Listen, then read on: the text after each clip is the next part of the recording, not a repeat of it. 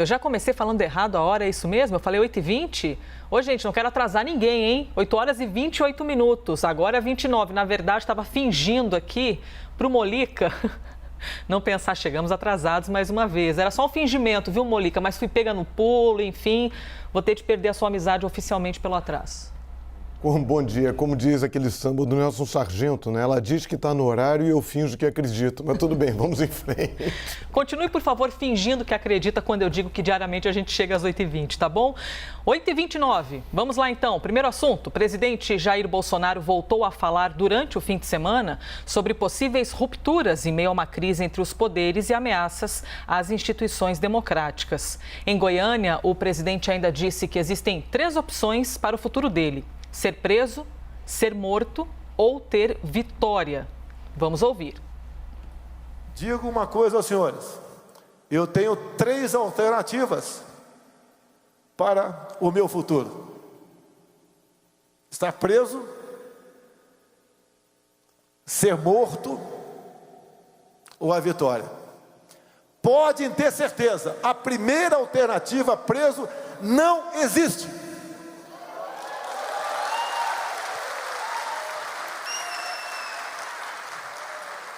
Nenhum homem aqui na terra vai me amedrontar. Nenhum homem aqui na terra vai me amedrontar. Como você avalia, Molica, a fala do presidente da República durante esse evento? Olha só, é mais uma bravata, né, do presidente. Primeiro que ele esqueceu de falar uma 4ª opção, que é ele perder a eleição. Está no jogo. Você disputa uma eleição, pode ganhar ou pode perder. Ser preso. O Lula foi preso, ficou mais de um ano preso. O ex-presidente Temer, logo que deixou a presidência, foi preso. Acontece. O Bolsonaro já sofreu um atentado, né? Quase morreu ali. Tomara que isso nunca se repita. Ninguém, né? Não apenas contra ele, contra ninguém. Então, isso foi muito grave que houve com ele, que isso não se repita. Importante. Agora, ganhar ou perder, isso é do jogo. Agora, mais uma vez, ele joga para a plateia, né? Mais uma vez, ele tenta vestir aquela ideia de um injustiçado, de alguém que luta sozinho contra o sistema, contra os poderosos. Caramba, ele não é líder da oposição, ele é o presidente da República. Ele foi legitimamente eleito para exercer a presidência da República. Aí, mais uma vez, ele fala em ruptura, ele fala muito nisso, em ruptura. Talvez o presidente que mais fale nisso. Eu lembro ali finalzinho da ditadura, o último presidente foi o Figueiredo, dizia-se que ele ameaçava o processo de abertura, que ele falava uma frase: vou chamar o Pires era o Walter Pires, então ministro do Exército, mas o próprio Figueiredo negava isso, dizia não falar, ele negava que pronunciasse essa frase. Enfim, o compromisso dele era com a abertura, que efetivamente foi cumprido ali aos trancos e barrancos, mas houve esse cumprimento.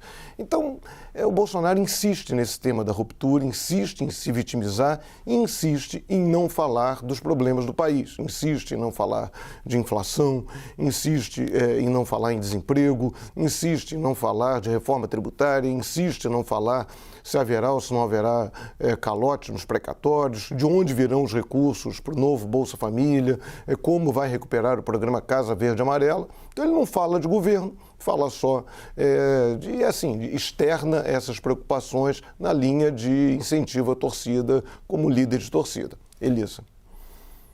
Os 2 principais candidatos para a presidência da República até o momento, de acordo com todos os institutos de pesquisa, deram declarações polêmicas nos últimos dias. O atual presidente Jair Bolsonaro incentivou a população a andar armada, com fuzil, para não ser, segundo o presidente, escravizada.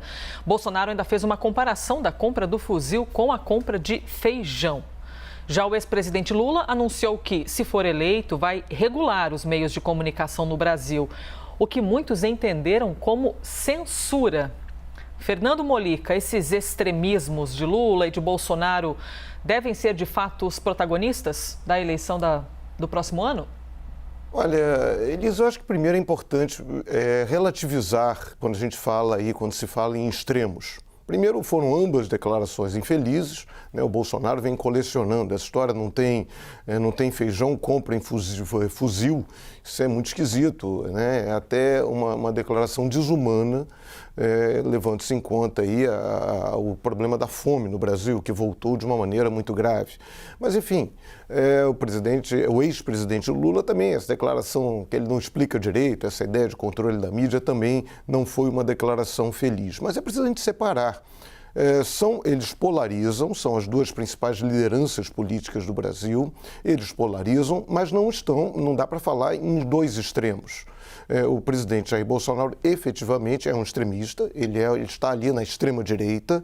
Agora, polarizar com Bolsonaro nesse ponto de extrema esquerda teria que ser, sei lá, um candidato da ala esquerda do PCO, do PSTU. Não é o Lula. O Lula fez um governo ali de centro-esquerda, um governo que teve Henrique Meirelles, presidente do Banco Central, um governo que não mexeu em questões muito caras à esquerda, como, por exemplo, a criação do imposto sobre fortunas, mudanças na legislação tributária que fizessem pessoas mais ricas pagar mais do que pessoas pobres. Isso ele não mexeu.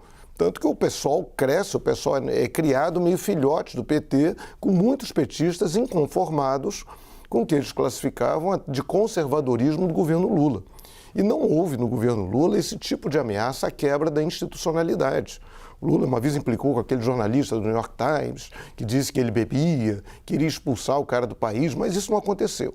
Então é importante a gente não ter cuidado com os conceitos, colocar as pessoas, procurar essas classificações, que são sempre classificações delicadas, mas colocá-las de uma maneira mais correta, mais equilibrada. É injusto falar que o Lula representa um extremo. Não, ele não é um extremo. Tem muita gente à esquerda dele participando da vida política brasileira. Do Bolsonaro é que é difícil encontrar alguém à direita de Jair Bolsonaro.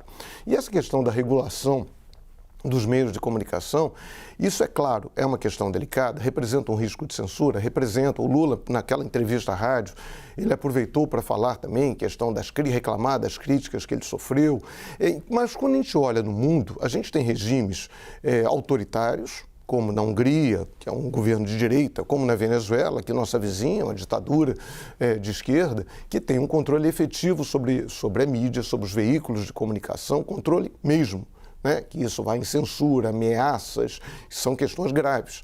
Agora, o controle nos Estados Unidos existe há décadas, existe até um órgão que é a Comissão Federal de Comunicações, que é um órgão federal independente que exerce sim algum tipo de regulamentação, principalmente lá muito voltada para a questão evitar concentração de veículos de comunicação, de TVs e rádios. Há também uma preocupação com regionalização da produção. Na Inglaterra, também um país democrático, tem até um sistema mais duro até de regulamentação, que chega a falar ali na possibilidade de proteção contra tratamento injusto em programas, proteção à privacidade das pessoas. É até mais dura a legislação inglesa. Eu não estou dizendo que isso seja ideal, que seja bom a gente adotar. Na legislação americana, há explicitamente, inclusive nessa legislação de comunicações, é explícito que não pode haver censura, até por conta lá da primeira emenda à Constituição.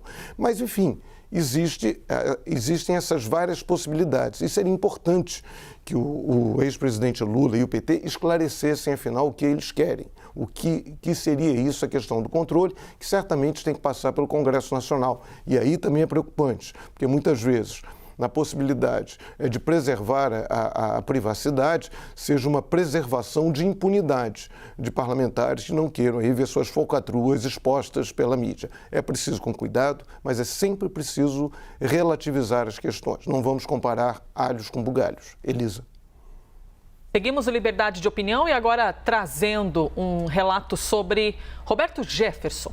A subprocuradora Lindora Araújo, da Procuradoria-Geral da República, defendeu que o ex-deputado federal e presidente do PTB, Roberto Jefferson, deixe o presídio de Bangu e passe a cumprir prisão domiciliar. Jefferson foi preso no dia 13 de agosto, depois de uma decisão do ministro Alexandre de Moraes, do STF, que acatou um pedido da Polícia Federal. O presidente do PTB é acusado de atentar contra a democracia brasileira por meio de uma milícia digital. A defesa de Jefferson afirma que ele tem diabetes, hipotireoidismo, diverticulite e sequelas do tratamento de câncer e de uma cirurgia bariátrica, além de problemas no intestino e no rim. Fernando Molica, como você avalia o pedido feito pela Procuradoria-Geral da República em relação a Roberto Jefferson? E mais, na sua opinião, o ex-deputado deve ir para a prisão domiciliar? A defesa está alertando que sim. Olha, em tese, nada impediria essa prisão domiciliar.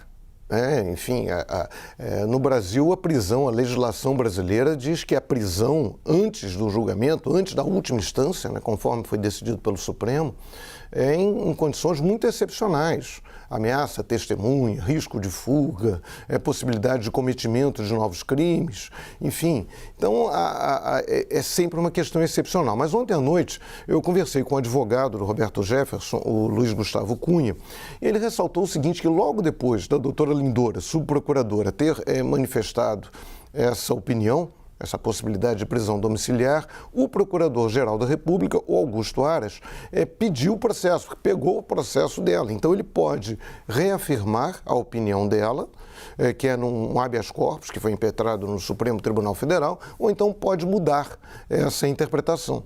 Enfim, então, essa posição do Ministério Público. Então, é preciso esperar, nas palavras do próprio advogado Roberto Jefferson, a posição definitiva da Procuradoria-Geral da República.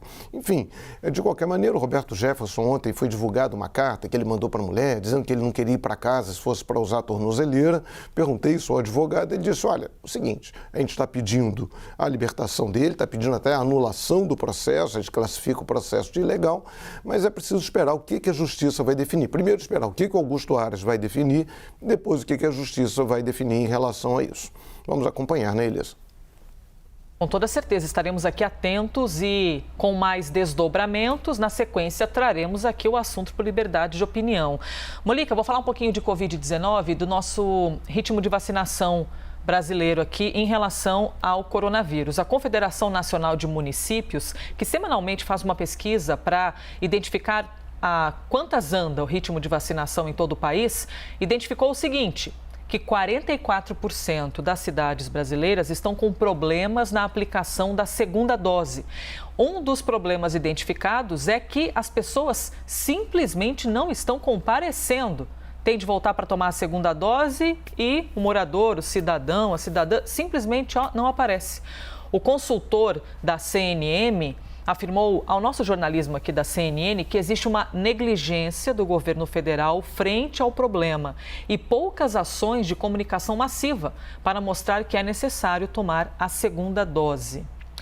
Molica, como você avalia esse problema, assim digamos, identificado pela Confederação Nacional dos Municípios? Até que ponto o governo federal tem algo a ver com isso e até que ponto é uma questão de postura da população mesmo, por algum motivo não querer voltar, por quaisquer que sejam, né, as justificativas que a gente tem podido acompanhar, que são várias. Mas aí, a culpa está no colo de quem, se é que tem um culpado?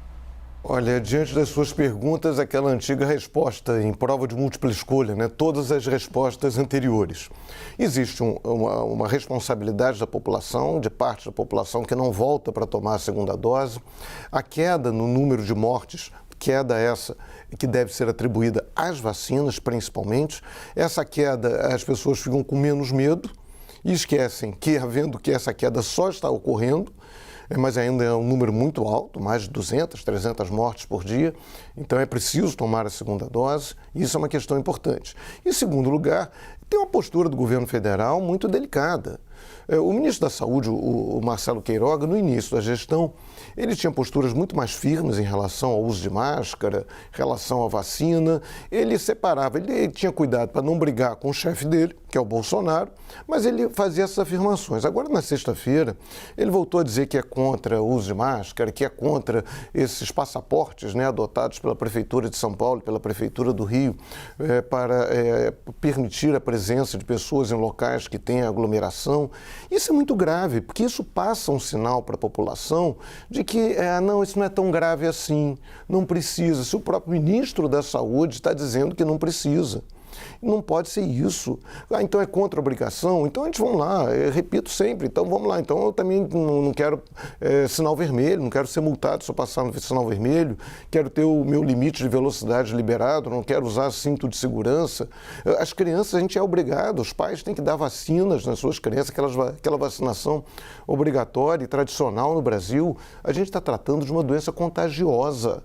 de uma doença que é segurança. Eu me tomar vacina, eu estou protegendo a mim e as pessoas que estão à minha volta e vice-versa. Então é um pacto coletivo, é uma ideia coletiva, é uma ideia de um bem comum. Então isso não pode ser feito. É como se ele, e olha, ele é cardiologista, né, o ministro da Saúde, é como se ele, e olha que as doenças cardíacas não são contagiosas. É como se ele dissesse para os pacientes dele, pode comer gordura à vontade, não precisa fazer exercício físico não vou te obrigar a nada, não vou te recomendar nada. Não é assim não. A gente está falando de uma doença que matou muitos brasileiros, quase 600 mil brasileiros, mata muita gente e a proteção de cada um de nós depende do outro. É um projeto coletivo, a gente joga no mesmo time. Não dá para ficar fazendo gol contra, não dá para ficar atrasando a bola para o goleiro de maneira perigosa. Elisa. 8 horas e 44 minutos, vamos ao próximo assunto aqui do Liberdade de Opinião, CPI da pandemia. O relator da CPI, o senador Renan Calheiros, vai aumentar hoje a lista de investigados pela comissão. Essa informação foi antecipada pelo relator aqui pra gente na CNN Brasil. A diretora da Precisa Medicamentos, Emanuela Medrades, o CEO da Davat, Cristiano Carvalho, o representante da Davat, Luiz Dominguete, e os coronéis Elcio Bruno de Almeida e Bento Pires.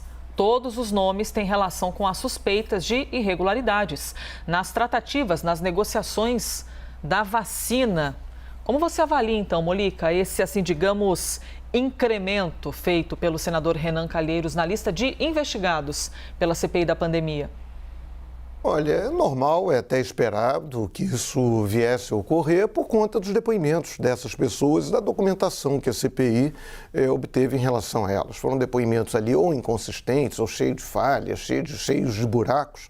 Então, era normal que essas pessoas passassem a condição de investigados. Ontem à noite também eu falei com o senador, com o vice-presidente da CPI, o senador Randolfo Rodrigues, que ele me adiantou algumas questões. Primeiro,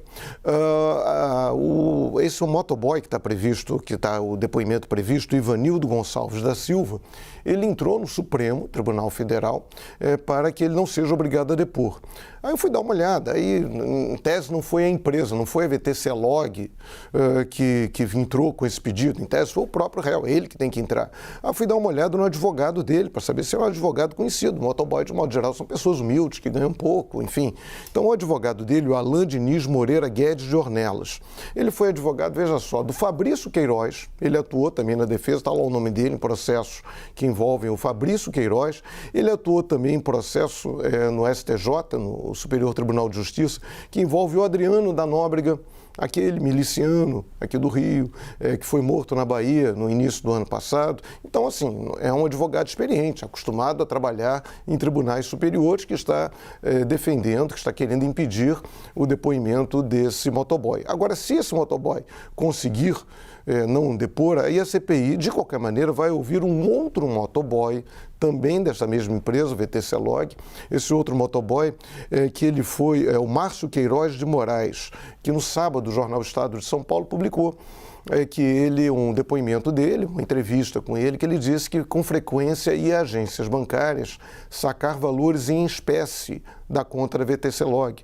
valores que chegavam a R$200 mil, né? 50, 100, 200 mil. Há uma suspeita na CPI que esse dinheiro fosse parte de uma espécie de mensalinho que fosse distribuído para políticos. Então, de qualquer maneira, ele também vai ser chamado a depor. O foco continua sendo como da semana passada, o foco dessa semana.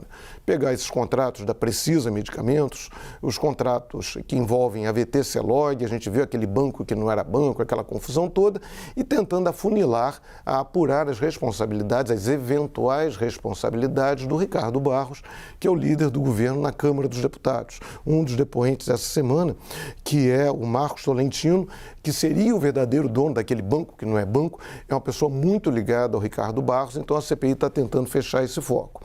Então agora tem coisas que são muito até curiosidades. Algumas informações que vão delinear, que vão conduzir esses depoimentos, foram obtidas pela CPI numa investigação do Ministério Público Federal no Pará, que apura problemas lá no Pará, do governo estadual. E essa investigação só foi parar na CPI por conta do senador Ciro Nogueira, que é governista, agora é ministro da Casa Civil, porque naquela lógica da situação de apurar irregularidades, supostas irregularidades em estados, ele pegou essa investigação do Ministério Público Federal no Pará e levou para a CPI. Quando a CPI foi lá, viu que pegava pessoas também supostamente ligadas ao governo e isso vai estar lá na CPI. E por último, a informação que o Randolfo também me disse, deve ser votada essa semana a convocação da Karina Cuffa, aquela advogada que já atuou para o presidente Jair Bolsonaro. Ela deverá ser votada, segundo o Randolph, a convocação da Karina Cuffa para a CPI, porque, segundo ele, há suspeitas aí de envolvimento nela ou conhecimento, envolvimento em supostas irregularidades no Ministério da Saúde. Elisa.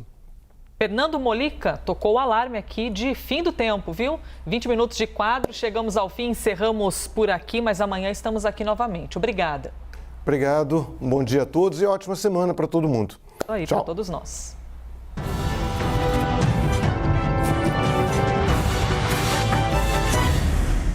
As opiniões emitidas pelos comentaristas do quadro não refletem necessariamente a posição da CNN.